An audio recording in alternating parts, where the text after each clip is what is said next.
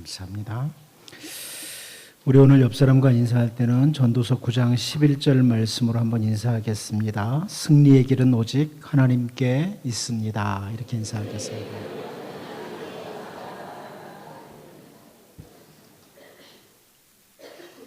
어떤 분이 제안했는데 인사할 때 좀 악수도 한번 하면 좋겠다고 그랬어요. 다시 한번 할까? 옆 사람 손도 한번 잡아주면서 승리의 길은 오직 하나님께 있습니다.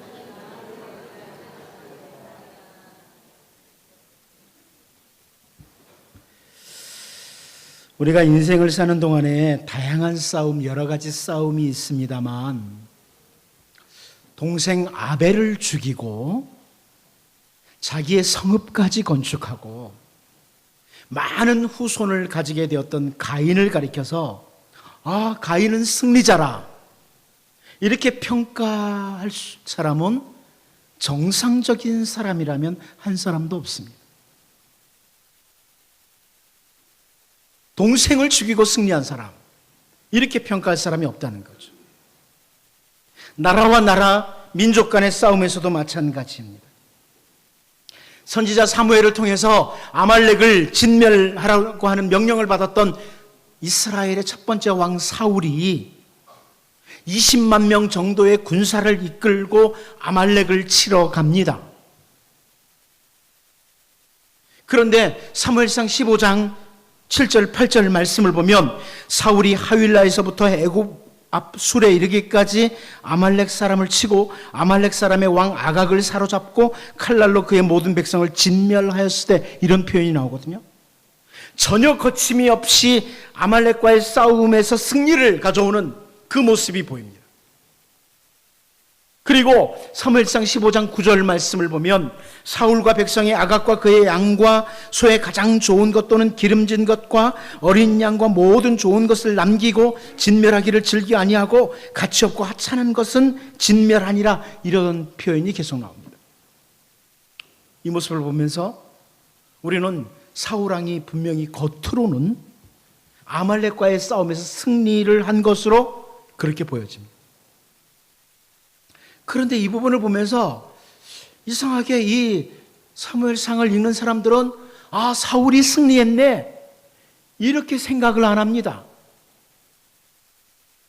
그 누구도 이 사울 왕에 대해서 이 사람은 승리자, 진정한 승리자다, 이렇게 평가하지를 않습니다. 사울은 아말렉과의 싸움에서는 외적으로는 승리했는지 모르지만 하나님의 시각에서 영적으로 하나님의 백성으로서 진정한 승리자가 아니었습니다.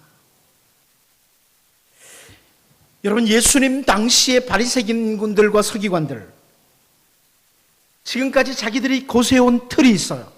전통적인 틀이 있습니다. 그 전통적인 틀과 예수님이 맞지를 않는 겁니다. 그래서 예수님은 눈에 가시와 같은 존재였습니다. 그래서 누가복음 22장 2절 말씀을 보면 대제사장들과 서기관들이 예수를 무슨 방도로 죽일까 궁리하니 이는 그들이 백성을 두려워함이더라, 이렇게 표현하고 있습니다.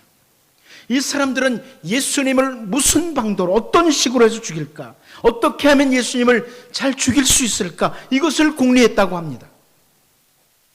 그러다가 우리가 너무나 잘 알죠? 누가복음 23장 20절 21절을 보면요, 빌라도는 예수를 놓고자 하여 다시 그들에게 말하되 그들은 소리 질러 이르되 그를 십자가에 못 박게 하소서, 십자가에 못 박게 하소서 하는지라. 예수님을 십자가의 형틀에서 죽이도록 이 방도를 찾은 겁니다. 빌라도는 막아보려고 하는데 유대인들은 예수님을 죽일 절호의 기회를 잡았다고 소리를 지르는 거죠. 그리고 누가복음 23장 23절에서 누가가 이런 표현합니다. 그들이 큰 소리로 재촉하여 십자가에 못 박기를 구하니 그들의 소리가 이긴지라. 그들의 소리가 이겼다고 합니다. 십자가에 못 박기를 구하는 그들의 소리가 이겼다고 표현하고 있습니다. 그리고 우리는 잘 알다시피 우리 주 예수님께서 마치 아무런 저항도 하지 못하시고 십자가에서 죽임을 당하는 것처럼 보입니다. 그런데 여러분, 성경을 조금만 좀 더 정확히 본다면 진정한 승리자, 이 십자가에서의 진정한 승리자는 바리새인과 서기관들, 유대인들이 아니었습니다. 우리 주 예수님께서는 이런 일이 일어나기 전에 아주 분명하게 주 예수님께서 이 땅에 오신 목적을 말씀해 주셨어요. 여러분 잘 아는 말씀 있죠? 마가복음 10장 45절입니다. 인자가 온 것은, 예수님께서 이 땅에 오신 것은 섬김을 받으려 함이 아니라 도리어 섬기려 하고 자기 목숨을 많은 사람의 대속물로 주려 함이니라. 예수님은 우리의 죄를 위해서 이미 대속물로 죽음을 위하여 이 땅에 오셨다고 선포하셨습니다. 주님은 이 땅에 오신 것이 우리를 위하여 십자가에서 죽으시기 위해서. 결국 십자가에서 진정한 승리는 당시 유대 지도자들이 아니라 예수님이셨다는 거예요. 오늘 우리는 본문을 통해서 아사 왕에 대해서 지난주에 이어서 살펴봅니다. 그러면서 우리는 참된 승리가 뭐냐, 이 부분을 보게 돼요. 여러분, 세상에 사는 동안에 우리는 때로는 겉으로는 승리한 것 같은데 거짓 승리에 속아서 살 수가 있습니다. 그런데 진정한 승리, 참된 승리는 하나님께 있다는 것. 그래서 오늘 말씀을 통해 다시 한번 우리를 돌아보고 우리의 삶의 매 순간 거짓 승리에 속아서 사는 자들이 아니라 진정한 승리자들로 설 수 있기를 원합니다. 첫 번째로 우리는 오늘 본문에서 아사의 계획대로 진행되는 것을 보게 됩니다. 아사가 자기의 계획대로 진행되기에 그는 승리한 사람인가 하는 거죠. 우리 본문 20절, 21절을 같이 한번 읽어보도록 하겠습니다. 같이 한번 봅니다. 시작. 베나다시 아사 왕의 말을 듣고 그의 군대 지휘관들을 보내 이스라엘 성읍들을 치되 이온과 단과 아벨 벳마가와 긴네렛 온 땅과 납달리 온 땅을 쳤더니 바하사가 듣고 라마를 건축하는 일을 중단하고 디르사에 거주하니라. 그 아람의 왕 베나다시 아사 왕의 말을 들어줬다는 겁니다. 아사의 말대로 했다는 겁니다. 아사가 보내준 은금을 받고 아사가 원하는 대로, 아사가 계획한 대로 진행을 했다는 거죠. 군대 지휘관들을 보내면서 아사의 말 그대로 실행에 옮겼습니다. 그 아사 왕이 계획했던 것처럼 아람 왕이 그 북이스라엘의 후방을 공격해주고, 북이스라엘의 바하사 왕은 라마를, 예루살렘 근처에 있던 라마를 요새화하려고 했던 것을 중단하고 디르사로 돌아가서 그냥 거주합니다. 모든 것이 아사가 계획했던 대로 착착 진행되고 있습니다. 그런데 여러분, 이 일에 대해서 하나님께서는 아사의 승리라고 아사의 손을 들어주실까요? 그래, 바하사는 패했고 아사노는 승리했다고 아사의 손을 들어주실까요?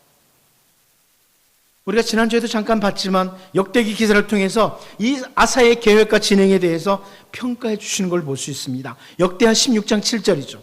그때 선견자 하나니가 유다 왕 아사에게 나와서 그에게 이르되 왕이 아람 왕을 의지하고 왕의 하나님 여호와를 의지하지 아니하였으므로 아람 왕의 군대가 왕의 손에서 벗어났나이다.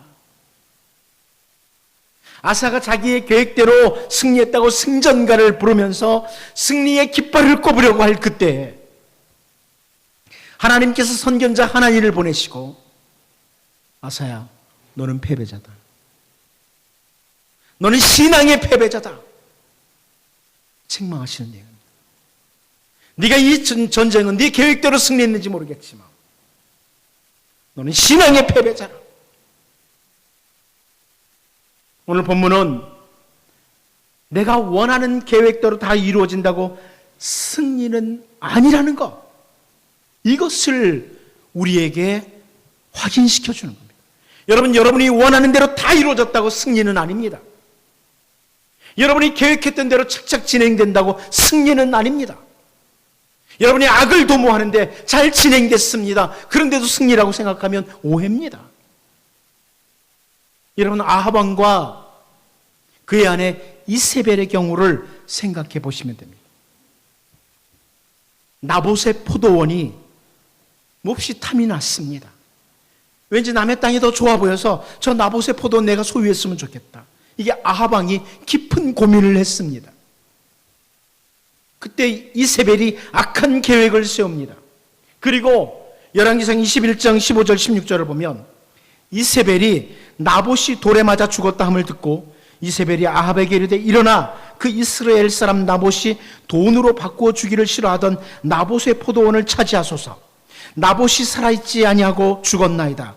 아합은 나봇이 죽었다 함을 듣고 곧 일어나 이스라엘 사람 나봇의 포도원을 차지하러 그리로 내려갔더라. 이렇게 설명해 주고 있습니다.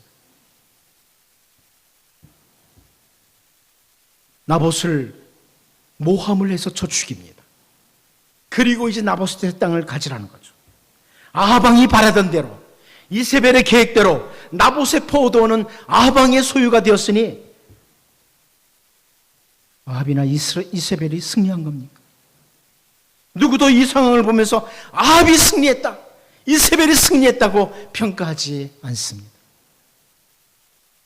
여러분, 선지자 예레미야는요, 예레미야 9장 23절 24절에서 여호와께서 이와 같이 말씀하시되 지혜로운 자는 그의 지혜를 자랑하지 말라. 용사는 그의 용맹을 자랑하지 말라. 부자는 그의 부함을 자랑하지 말라.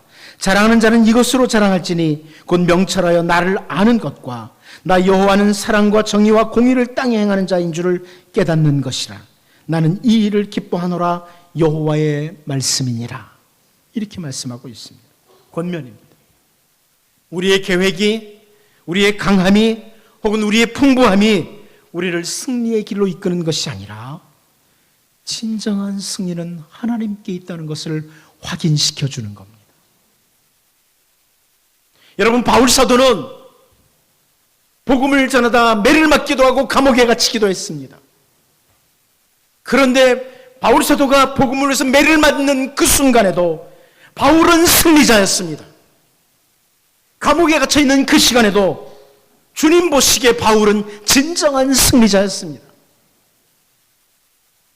아사가 자기의 계획대로 모든 것들이 잘 진행되는 것 같이 보였지만 사실은 실패자였다고 기록하는 열왕기 기자의 표현들을 보면서 세상에 사는 동안에 주님과의 올바른 관계를 떠난 상태에서 승리는 참된 승리가 아니다. 진리를 떠난 상태에서, 진실함을 떠난 상태에서 승리는 진정한 상태가 아니다. 말씀을 떠난 상태에서 승리는 진정한 승리가 아니다. 오직 진리 안에서, 예수님 안에서 승리가 진정한 승리라는 것, 이걸 늘 인식하면서 참된 승리의 길로 걸어가는 주의 백성들로 살 수 있기를 원합니다. 두 번째로 우리는 집을 세우고 있는 아사 왕을 봅니다. 집을 세우고 있는 아사 왕. 오늘 본문 22절을 같이 한번 보도록 하겠습니다. 22절을 같이 봅니다. 시작. 이에 아사 왕이 온 유다에 명령을 내려 한 사람도 모면하지 못하게 하여 바하사가 라마를 건축하던 돌과 제목을 가져오게 하고 그것으로 베냐민의 게바와 미스바를 건축하였더라. 북이스라엘의 바하사 왕이 라마를 요새화하기 위해서 돌과 제목을 준비했습니다. 한 성을 건축하기 위해 준비한 돌과 제목은 엄청납니다. 그런데 그 모든 것들을 그대로 놓아둔 채 디르사로 돌아갔습니다. 바하사가 돌아갔어요. 그래서 아사 왕은 그 돌과 제목을 가져오기 위해서 온 유다 백성들에게 한 사람도 모면할 수 없다. 다시 말하면 총동원령을 내려가지고 빠른 시간 안에 그 돌과 제목을 가져오게 했습니다. 그리고 그 돌과 제목으로 게바와 미스바를 건축합니다. 여러분, 북이스라엘의 바하사는 돌과 제목을 엄청나게 준비했지만 라마의 요새화에 실패했고, 아사는 바하사가 준비한 그 돌과 제목 가지고, 자기가 준비한 것도 아니고 다른 사람이 딱 갖다 놓은 거 가지고 그것으로 온 백성 동원해서 게바와 미스바를 건축했기에 아사가 승리자입니까? 예수님께서 산상보훈을 통해서 우리들에게 주신 집을 건축하는 자의 말씀을 우리가 잘 알고 있습니다. 마태복음 7장 24절 25절에서 그러므로 누구든지 나의 이 말을 듣고 행하는 자는 그 집을 반석 위에 지은 지혜로운 사람 같으리니 비가 내리고 창수가 나고 바람이 불어 그 집에 부딪히되 무너지지 아니하나니 이는 주추를 반석 위에 놓은 까닭이요. 이렇게 주님이 말씀하셨습니다. 주님이 주신 말씀, 진리의 말씀을 듣고 행함으로 옮기는 그 사람, 주어진 인생을 주의 말씀을 따라 올곧게 걸어가는 그 사람은 집을 반석 위에 세우는 지혜로운 건축자다. 다른 말로 진정한 승리자라는 겁니다. 그런데 반대로 예수님께서는 마태복음 7장 26절 27절에서요, 나의 이 말을 듣고 행하지 아니하는 자는 그 집을 모래 위에 지은 어리석은 사람 같으리니 비가 내리고 창수가 나고 바람이 불어 그 집에 부딪힘에 무너져 그 무너짐이 심하니라. 이렇게 말씀해 주셨습니다. 주님이 주신 그 진리의 말씀을 듣고 행함으로 이어지지 않는 사람은 세상에 사는 동안에 대단한 것을 소유하고 대단한 자리에 앉아있고 그 사람이 그렇게 대단한 것들을, 풍성한 것들을 가져도 그 사람은 집을 모래 위에 세우는 어리석은 사람, 그는 진정한 의미에서는 실패자라고 말씀을 합니다. 여러분, 우리는 알잖아요. 우리나라의 역대 권력을 가졌던 사람들 중에 그 자리에 앉았기 때문에 승리자라고 말하지 않지 않습니까? 그 자리에서 앉아서 악을 행한 사람들에게 승리자라고 평가하는 역사가는 없지 않습니까? 하나님의 말씀을 따라 진리를 따라 올곧게 걸어간 사람이 승리자입니다. 시편 49편 1절 2절 말씀을 보면요, 뭇 백성들아 이를 들으라. 세상의 거민들아 모두 귀를 기울이라. 귀천 빈부를 막론하고 다 들을지어다. 이렇게 표현하고 있습니다. 모든 사람들이 꼭 들어야 될 말씀이 있다는 거예요. 모든 사람들이 꼭 들어야 할 말씀이 있다는 거예요. 쭉 설명을 하는데요, 다 살펴볼 수는 없고 그 시편 49편 6절에서 이런 표현합니다. 자기의 재물을 의지하고 부유함을 자랑하는 자는, 이런 표현을 합니다. 자기의 재물을 비롯해서 자기가 가진 힘을 의지하고 자랑하는 자를 가리킵니다. 내게 있는 그 어떤 것을 가지고 자랑하는 자를 말합니다. 그런 사람들은 어리석은 자라고, 심지어 이 12절에서는 멸망하는 짐승과 같은 자라고 그렇게 표현을 합니다. 그런데 그 자기의 힘을 의지하고 자랑하는 내용 중에 시편 49편 11절을 보면, 그러나 그들의 속 생각에 그들의 집은 영원히 있고 그들의 거처는 대대에 이르리라 하여 그들의 토지를 자기 이름으로 부르는도다. 이런 표현을 해줍니다. 무슨 말이냐면, 자기가 집을 건축했다고 그것이 영원할 것처럼 자기의 집, 자기의 땅이 대대에 이를 것이라고 생각하고 거기에 이름까지 새겨두는 사람, 그런 사람은 마치 멸망하는 짐승과 다를 바가 없다. 이거 모든 사람들 들으라는 거예요. 남쪽 유다의 아사왕이 북이스라엘의 바사가 준비했던 돌과 재를 가져다가 대단한 성읍을 건축했기에 그는 승리자냐? 그렇지 않다는 거죠. 하나님의 뜻과 하나님의 말씀을 놓친 건축은 어리석은 그런 사람의 모습이고 진정한 실패자라는 것입니다. 우리가 이것을 기억하고 오히려 시편 기자가 시편 73편 28절에서 하나님께 가까이함이 내게 복이라. 내가 주 여호와를 나의 피난처로 삼아 주의 모든 행적을 전파하리라. 이 말씀처럼 우리들이 초막에 거하든지 궁궐에 거하든지 그 어디서나 하나님께로 가까이 가는 진정한 승리자들이 될 수 있기를 원합니다. 마지막 한 가지 더 봅니다. 아사의 늙음하게입니다. 우리 23절, 24절 같이 한번 읽어보겠습니다. 같이 봅니다. 시작. 아사의 남은 사적과 모든 권세와 그가 행한 모든 일과 성읍을 건축한 일이 유다 왕 역대 지략에 기록되지 아니하였느냐. 그러나 그는 늙음하게 발에 병이 들었더라. 아사가 그의 조상들과 함께 잠에 그의 조상들과 함께 그의 조상 다윗의 성읍에 장사되고 그의 아들 여호사밧이 대신하여 왕이 되니라. 여기 보면 다른 역대 왕들과 아주 비슷한 표현들이 계속 나오고 있죠. 그런데 그 기록들 가운데 특별히 우리의 시선을 끄는 것이 있습니다. 그건 뭐냐면, 그러나 그는 늙음하게 발에 병이 들었더라. 이런 표현입니다. 늙음하게 발에 병이 들었다.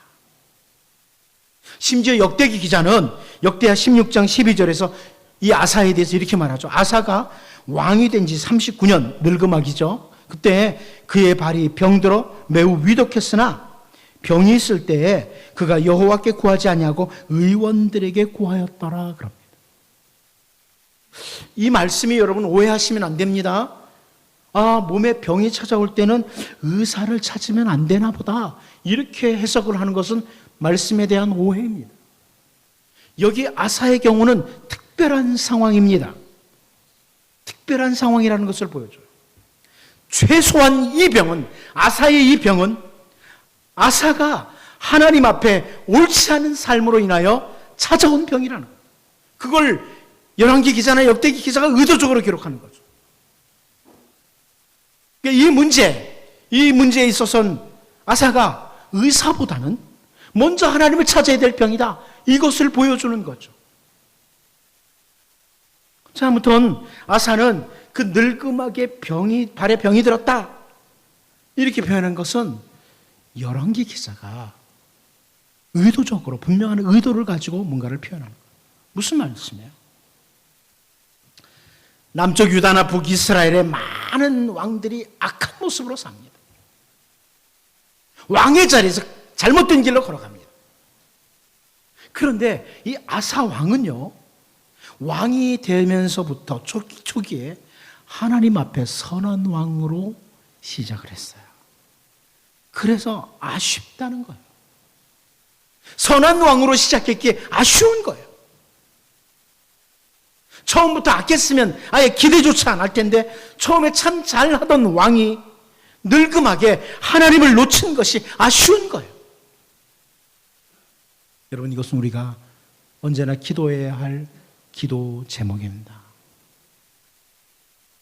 한 번 승리가 영원한 승리는 아니라는 것, 우리의 호흡이 끊어지는 그날까지 주 예수 그리스도를 의지해서 승리하는 사람, 최후까지 승리하는 사람이 진정한 승리자라는 겁니다. 나 왕년에 이렇게 했어, 옛날에 내가 이렇게 했어, 그렇게 중요하지 않습니다. 지금도 승리하고 있어야 됩니다. 주님 만나는 그날까지 승리해야 됩니다. 여러분, 기도하는 사람입니까? 주님 만나는 그날까지 기도하셔야 됩니다. 감사하고 살아오셨습니까? 호흡이 끊어지는 그날까지 감사하고 살아야 됩니다. 끝까지 승리해야 된다. 그래서 바울 사도는 데살로니가 교회 성도들에게 편지를 하면서요, 데살로니가전서 5장 23절에서 평강의 하나님이 친히 너희를 온전히 거룩하게 하시고 또 너희의 온 영과 혼과 몸이 우리 주 예수 그리스도께서 강림하실 때에 흠없게 보존되기를 원하노라. 우리 주님 다시 오시는 그날까지 흠없게 보존되기를 원하노라, 이렇게 축복을 하고 있습니다. 주님 오시는 그날까지 온전히 거룩한, 흠없게 보존되는 승리자. 여러분, 예수님께서는 이 땅에 오셔서 우리의 모든 죄를 속하시기 위해서 십자가를 향해 길을 걸어가십니다. 이 땅에 아기 예수로 오실 때 천사들을 통해서 선포된 말씀이 있죠. 예수님이 이 땅에 오심으로 이루어지는 것들, 누가복음 2장 14절 여러분 잘 압니다. 성탄절이 되면 잘 아는 말씀이죠. 지극히 높은 곳에서는 하나님께 영광이요 땅에서는 하나님이 기뻐하신 사람들 중에 평화로도 하니라. 예수님으로 말미암아, 예수님이 이 땅에 오심으로 말미암아 지극히 높은 곳에서는 하나님께 영광이 되고 땅에서는 하나님이 기뻐하신 사람들에게 참된 샬롬이, 평강이 임한다는 말씀이죠. 이 모습을, 아기 예수로 오셨던 그 예수님께서 이 모습을 마지막 죽음, 십자가까지 계속 가셨습니다. 끝까지입니다. 최후 승리였기까지. 아사가 늙음하게 실패한 모습을 보인 것을 우리가 기억하면서요, 우리도 점점 나이가 들어가면서 실패할 가능성이 높다는 것 놓치면 안 됩니다. 여러분, 최후의 순간, 우리 주님 만나는 그날까지 하나님 아버지의 뜻을 따라 진리 가운데서 승리하는 진정한 승리자들, 최후까지 승리하는 승리자들로 우리 모두 설 수 있기를 원합니다. 기도하겠습니다. 하나님 아버지, 아사가 자기의 계획대로 잘 진행되는 것 같이 보였지만 하나님 놓친 것, 실패였다는 것 기억하게 하시고, 내 생각, 내 계획대로 가는 것이 승리가 아니라 이 땅에서 하나님께서 원하시는 삶이 무엇인지, 또 어떻게 진리 가운데 걸어갈 것인지를 늘 돌아보게 하시고, 집을 건축하고 대단한 것들을 소유해도 승리가 아니라 조막이나 궁궐이나 언제나 하나님께 가까이 있는 진정한 승리자로 서게 하시고, 우리가 나이가 들어도 주님 앞에 서는 그날까지 하나님 아버지의 뜻을 따라 진리 가운데 승리하는 진정한 승리자들 되게 하여 주옵소서. 예수님의 이름으로 기도하옵나이다. 아멘. 찬송가 149장으로 찬양합니다.